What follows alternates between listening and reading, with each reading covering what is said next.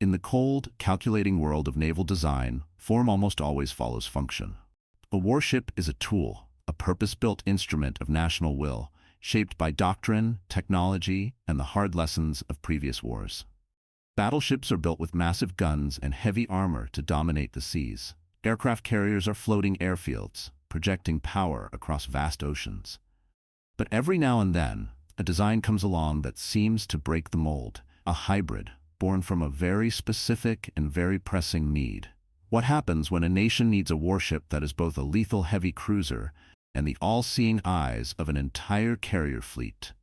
You get one of the most unique and controversial warships of the Second World War. You get the Japanese cruiser Tone.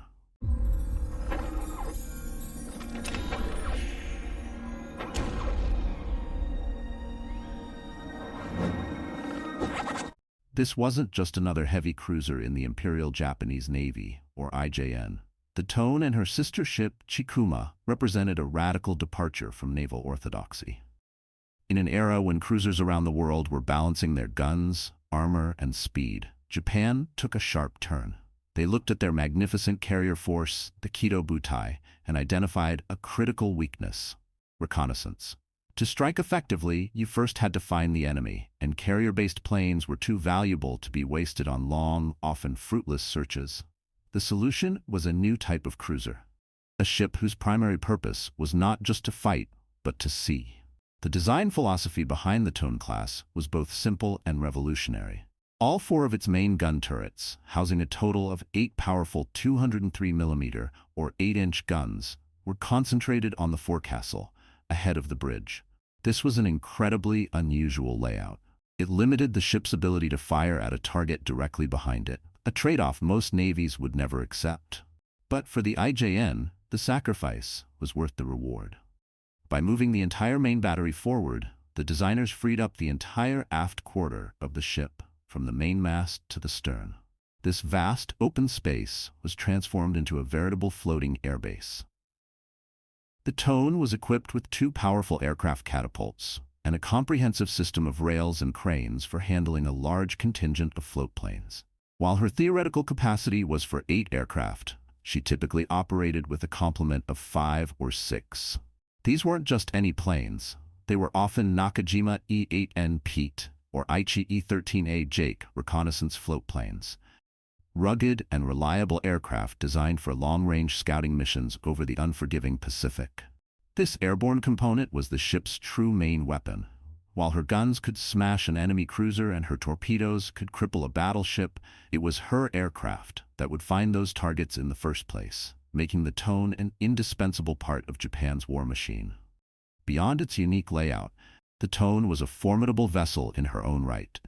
Displacing over 15,000 tons fully loaded, she could surge through the water at speeds exceeding 35 knots, or about 65 kilometers per hour, fast enough to keep pace with Japan's fleet carriers.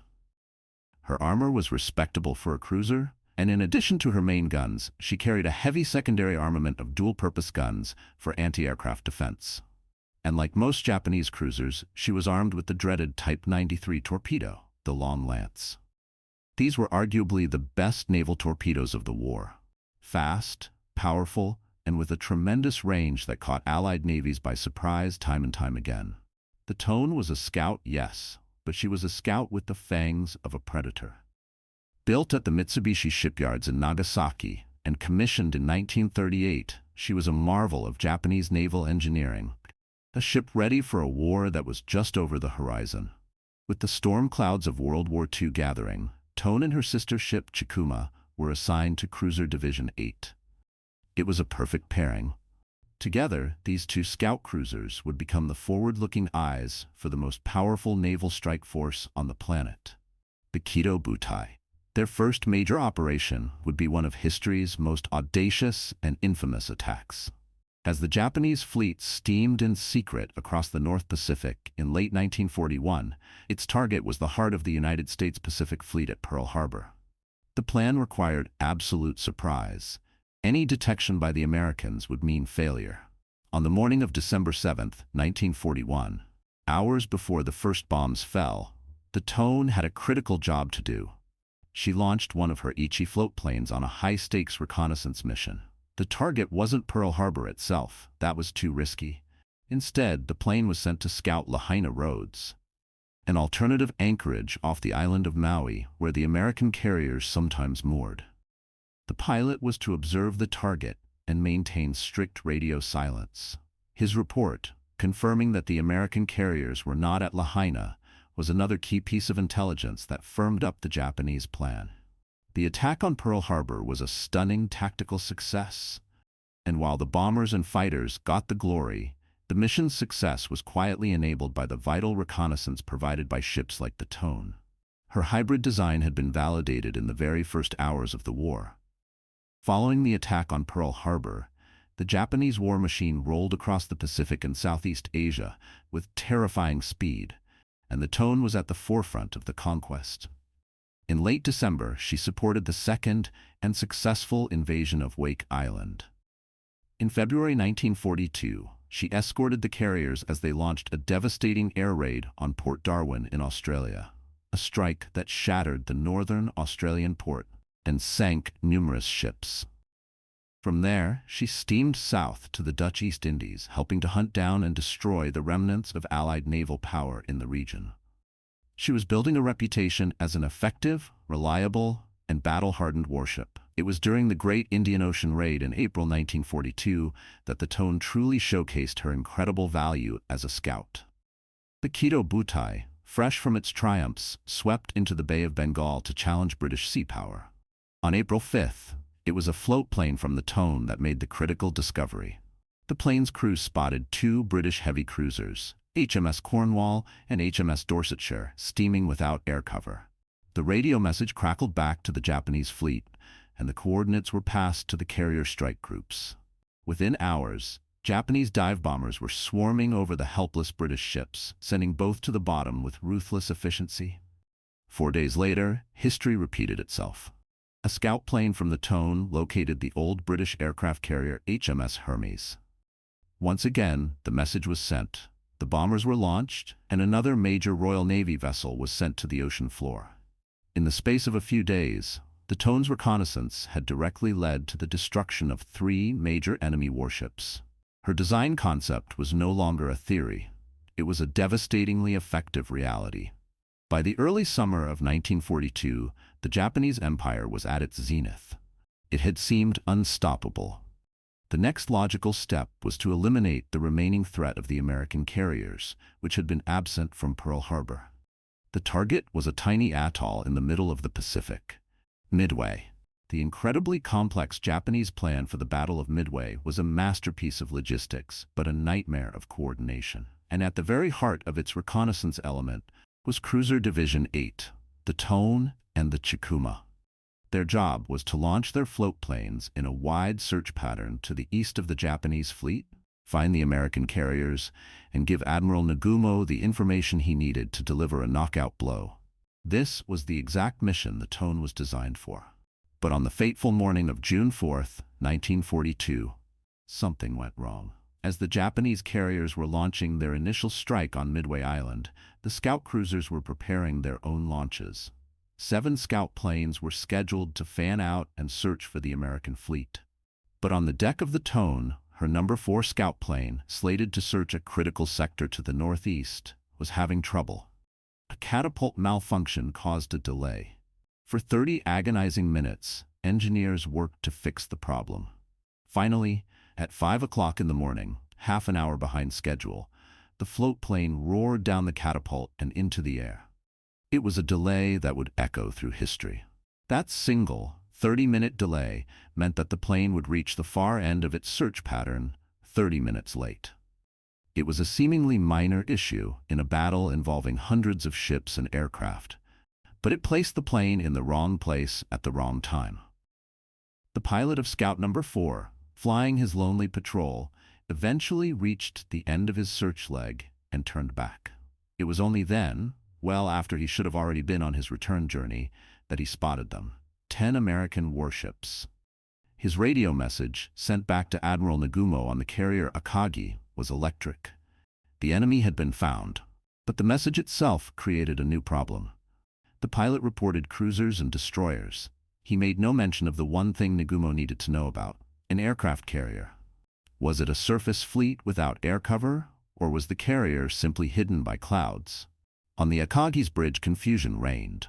Nagumo had already ordered his reserve torpedo bombers to be rearmed with land attack bombs for a second strike on Midway. Now he had to decide whether to reverse that order based on an incomplete report. He frantically messaged the Tone scout plane, demanding clarification. Advise ship types? The response finally came back, confirming the fleet was accompanied by what appeared to be an aircraft carrier. But by then, it was too late. The critical window of time had closed. The Japanese decks were a chaotic mess of bombs, torpedoes, and fuel lines as they tried to rearm their planes again.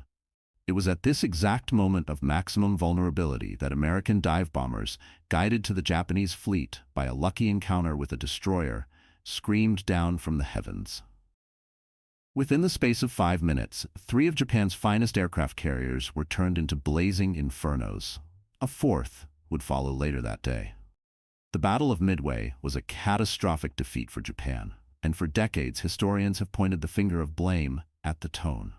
The 30-minute delay of its scout plane, compounded by the pilot's initially vague report, has been cited as a primary cause of the disaster. Is this fair? Perhaps not entirely. Nagumo made his own fateful decisions, and the American pilots showed incredible courage and skill. The battle was a complex tapestry of luck, error, and heroism on both sides. But it is undeniable that at the most crucial moment of the Pacific War, the reconnaissance system that the Tone was designed to perfect had faltered, with devastating consequences. The scout had failed to see, and the price was 4 fleet carriers and the turning of the tide of the war. After the disaster at Midway, the war in the Pacific became a brutal, grinding slog. The Tone continued to serve, participating in the fierce campaigns around Guadalcanal and the Solomon Islands, but the glory days of easy victories were over. As the war turned against Japan, the conduct of its forces often became more desperate and more brutal. And it was in the spring of 1944 that the Tone's service record took a dark and unforgivable turn. While conducting another raid into the Indian Ocean, the Tone's guns targeted and sank the British merchant ship, the SS Bahar. This was a normal act of war. What followed was not. Over 100 survivors from the Bahar were pulled from the water and taken aboard the Tone as prisoners of war. But the cruiser's captain, Haruo Miyazumi, received orders from his superior, Vice Admiral Naomasa Sakonju, that were chillingly clear. Due to the need to prepare for a major upcoming battle, no prisoners were to be taken. Captain Miyazumi argued against the order, but was overruled. On the night of March 18, 1944, under the cold gaze of the stars, the prisoners were separated. A small group of senior officers and civilians were kept alive, but the rest, somewhere between 65 and 85 souls, were taken to the stern of the cruiser. There, they were informed they had been resentenced to death. They were executed, and their bodies were cast into the sea. It was a cold-blooded massacre, a war crime that would forever stain the name of the cruiser Tone. After the war, Captain Miyazumi was tried, convicted, and hanged for his part in the atrocity. The war ground on.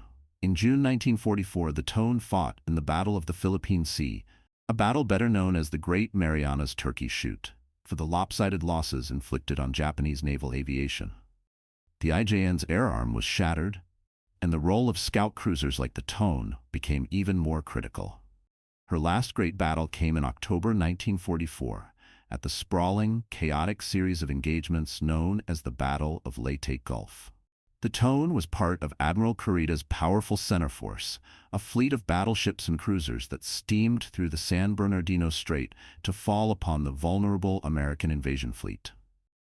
In the desperate action known as the Battle off Samar, the Tone and the other Japanese heavy ships found themselves in a surreal fight against a handful of American escort carriers, destroyers, and destroyer escorts. The American force, codenamed Taffy 3, fought with a suicidal bravery that has become legendary. Despite being hopelessly outgunned, they turned to face the Japanese behemoths. The Tone participated in the bombardment, using her 8-inch guns to hammer the American ships. She is credited with contributing to the sinking of the escort carrier USS Gambier Bay, the only U.S. aircraft carrier in the war to be sunk by naval gunfire. But the heroism of Taffy III, combined with Admiral Kurida's own hesitation and confusion, ultimately saved the American invasion fleet. Kurida, believing he was facing a much larger force, turned his fleet around and retreated. The Tone survived the battle, but her sister ship, the Chikuma, was lost, sunk by American torpedo bombers. After Lake Gulf, the Imperial Japanese Navy was a spent force. Crippling fuel shortages, a lack of trained pilots, and the relentless American advance meant that its great warships were mostly confined to port. The Tone, her battle scars patched up, was relegated to a training ship, moored at the great naval base of Kure in Japan. She would never sortie again. Her end came not in a glorious battle at sea, but tied to a pier, a helpless target from the air. Over several days in late July 1945, carrier aircraft from the U.S. Navy swarmed over Kure, determined to wipe out the last remnants of the IJN. On July 24th, the Tone was bracketed by bombs. Several direct hits tore through her decks, rupturing her hull. She settled on the shallow bottom of the harbor, her guns pointing uselessly at the sky. 4 days later, more bombs struck the partially submerged wreck, ensuring she was finished for good. There she sat, a broken hulk, when the war ended just a few weeks later. Between 1947 and 1948, the wreck of the once proud cruiser was unceremoniously raised and broken up for scrap. So what is the legacy of the Japanese cruiser Tone? Was her radical design, with all guns forward, a success or a flawed compromise? In many ways, it was a brilliant success. She and her sister ship provided invaluable reconnaissance that led directly to major tactical victories in the early part of the war. They performed the exact function for which they were built, and they performed it well. But that very specialization became a liability. Her legacy is forever tied to the pivotal moment at Midway, where a single 30-minute delay contributed to a world-changing defeat. Her story is a complex one, a tale of innovative design and battlefield effectiveness, but it's also a story that is permanently marred by the stain of a brutal war crime and association with imperial defeat. The Tone was a weapon of both genius and infamy, a ship that perfectly encapsulates the dramatic rise and catastrophic fall of the Navy she served. We spend a lot of time on this channel digging into the history of these incredible machines, but the stories are never truly complete without your input. If there's a particular warbird, warship, iron horse, or battle legend you think is crying out for a deep dive, let us know in the comments below. Consider it your mission briefing to us. We read every suggestion and are always on the hunt for our next target. And if you enjoyed this journey into the complex history of the IJN Tone and want to keep uncovering these hidden stories from the annals of military history, make sure you are subscribed to the channel. Hitting that button ensures you won't miss the next investigation. Thank you for joining us, and we'll see you on the next one.